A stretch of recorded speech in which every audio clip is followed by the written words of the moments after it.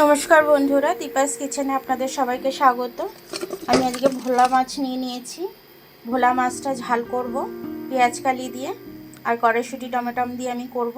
তো এটা আমি কিভাবে করব, তো চলুন আমি দেখে নিই এটা কিভাবে আমি এই মাছটা রান্না করি। সবার প্রথমে আমি একটু হলুদ দিয়ে দেবো, একটু নুন দিয়ে দিচ্ছি আমি।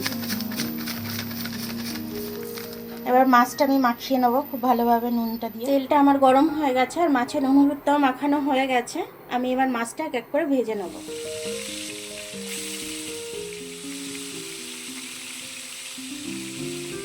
আমি এই আদাটা নিয়ে নিয়েছি, রসুনটা নিয়ে নিয়েছি, কাঁচা লঙ্কাটা নিয়ে নিয়েছি। মাছগুলো উল্টে দেবো। মাছগুলো ভাজা ভাজা হয়ে এসছে এক পিস।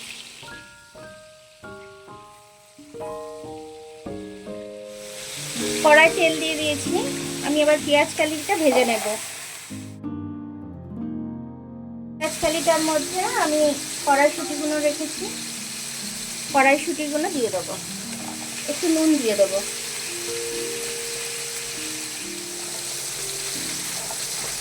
আর এই আদা রসুন লঙ্কা পেঁয়াজটা বেটে নেবো আমি। পেঁয়াজ কালিটা আমার ভাজা হয়ে গেছে, এটা ভাজা হয়ে গেছে। এখানেতে আমি পেঁয়াজটা ভেজে নিচ্ছি। এখানেতে পেঁয়াজটা ভেজে নিচ্ছি মাছের ঝালের জন্য। আদা রসুনের পেস্টটা করে রেখেছি। এটার মধ্যে আমি হলুদ দিয়ে দেবো। মিক্সির গ্লাসের মধ্যে হলুদটা দিয়ে দিলাম আমি। এখানে আদা রসুনের পেস্ট আমি দিয়ে দিচ্ছি। মশলাটা একটু কষে নেবো আমি। এর মধ্যে একটু ঝালের জন্য একটু গুঁড়ো লঙ্কা দেবো। মশলাটা আমি খুব ভালোভাবে কষে নেবো। এবারে পেঁয়াজটা ভেজে রেখেছিলাম দিয়ে দিলাম আধ ভাজা করে। পেঁয়াজটা দিয়ে আরও ভালো করে কষে নেবো আমি।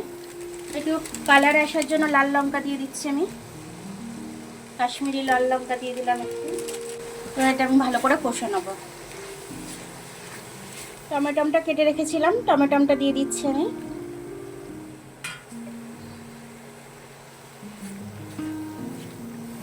মশলাটা দিয়ে তেল ছাড়তে শুরু করে দিয়েছে আমার, মানে মশলাটা আমার ভালোভাবে কষা হয়ে গেছে।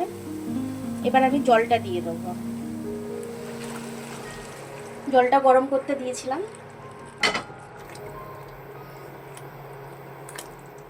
যেহেতু আমার জলটা গরম ছিল আমি মাছটা দিয়ে দিচ্ছি এর মধ্যে।